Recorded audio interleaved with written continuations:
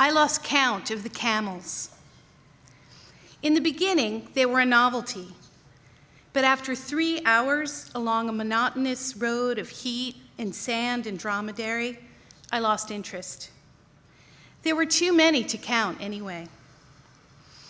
For entertainment, there was Said, a math professor by education, a philosopher in spirit, and a driver out of necessity.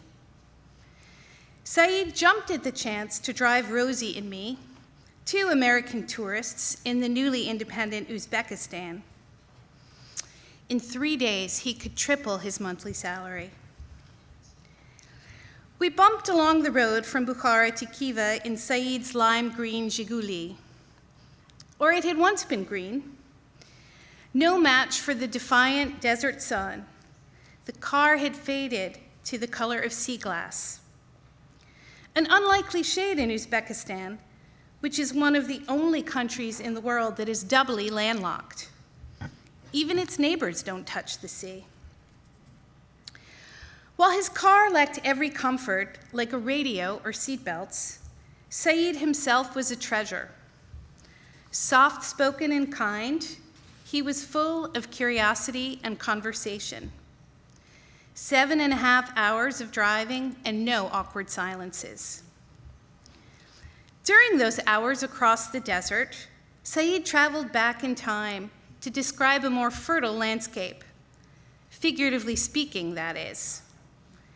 The ancestors of these grazing camels carried traders and wares and ideas across the arteries of the legendary Silk Road. Said's gentle brown eyes lit up as he described his home turf as the hub of civilization. And Khiva held one claim to fame that was close to Said's mathematical heart. Did you know that the father of algebra was born in Khiva, he asked me. Confessing ignorance, I was treated to a summary of the achievements of Muhammad ibn Musa al-Khwarizmi, a Persian-born mathematician whose 9th century book, Al-Jabar wal Muqbala, is the basis for the term algebra. The shuddering Zhiguli could barely contain our math professor's excitement.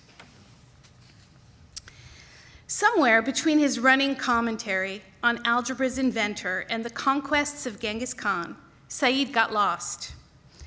I'm not sure how it happened. We'd passed nothing but dust, dunes, and camels. Shades of brown as far as the eye could see. But Said decided to turn around in the sand and backtrack. From where I sat, I could see the needle on the gas tank perilously low. Suddenly, running out of gas in the desert seemed like a distinct possibility. I eyed the camels, wondering if we would need an alternate form of transportation. It was around this time that I started rationing the water. Craning my head to the back seat, I told Rosie, my non-Russian-speaking traveling companion, to stop drinking. It's 105 degrees, and we're driving through a desert with no air conditioning, she whined. Even my eyeballs are sweating. I shot her a stern look, one that I hoped said, "You think I'm not hot? But while you're back there drinking all of our precious water, I'm up here talking to our driver." To be fair, Said was doing most of the talking. But since I was the one who could communicate with him, I did have to listen and nod and respond in all the right places. When you're driving through the desert in an un-air-conditioned Zhiguli, that is taxing enough. I decided not to tell Rosie that we were running low on gas.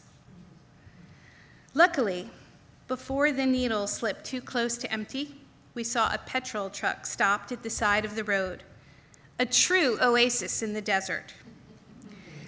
Said pulled over and went to get his gas canister from the trunk.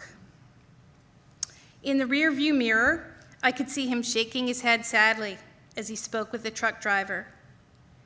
He looked in his wallet before walking back to the car.